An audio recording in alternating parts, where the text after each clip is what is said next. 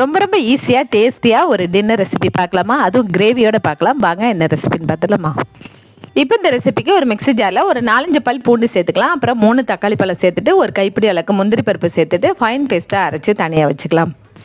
Next ஒரு கடாய் வச்சுட்டு அதில் ஒரு டேபிள் ஸ்பூன் அளவுக்கு ஆயில் சேர்த்துட்டு 3 பொடியாக கட் பண்ண பெரிய வெங்காயம், கொஞ்சம் உப்பு சேர்த்துட்டு நல்ல கோல்டன் ப்ரௌனில் வதக்கிக்கலாம். அப்புறம் நம்ம அரைச்சி வச்சுருக்க இந்த பேஸ்ட்டு அது கூட கொஞ்சமாக தண்ணி சேர்த்துட்டு இதில் 1 ஸ்பூன் அளவுக்கு மிளகாத்தூள், 1 ஸ்பூன் கறி மசாலா தூள் சேர்த்துட்டு நல்லா மிக்ஸ் பண்ணி அரை கப் அளவுக்கு தண்ணி இல்லை 3/4 கப்பாக கூட சேர்த்துக்கலாம். இதில் தேவையான அளவுக்கு உப்பு சேர்த்துட்டு க்ளோஸ் பண்ணி நம்ம வந்து எண்ணெய் திரண்டு வரும் பாருங்கள். அந்த டைமில் மூடியை ஓப்பன் பண்ணிவிட்டு இதில் ஒரு ட்விஸ்ட் என்னன்னு பார்த்தீங்கன்னா, இட்லி இந்த மசாலா மேலேயே ஊற்றிட்டு நம்ம லோ ஃப்ளேமாக வச்சுட்டு க்ளோஸ் பண்ணி வேக வச்சு எடுத்தோம் அப்படின்னா மசாலாவும் இட்லியும் ஒட்டுக்க ரெடியாக இருக்கும். ட்ரை பண்ணி பாருங்கள். இந்த மாதிரி டிஃப்ரெண்ட்டாக நான் ட்ரை பண்ணியிருக்கேன். நீங்களும் ட்ரை பண்ணி பாருங்கள். இது வேணாம் அப்படின்னா நீங்கள் தனித்தனியாக இட்லியை கூட நீங்கள் வேக வச்சு எடுத்து சாப்பிட்டுக்கலாம். ட்ரை பண்ணி பாருங்கள். லைக் பண்ணுங்கள் வீடியோக்கு. தேங்க்யூ.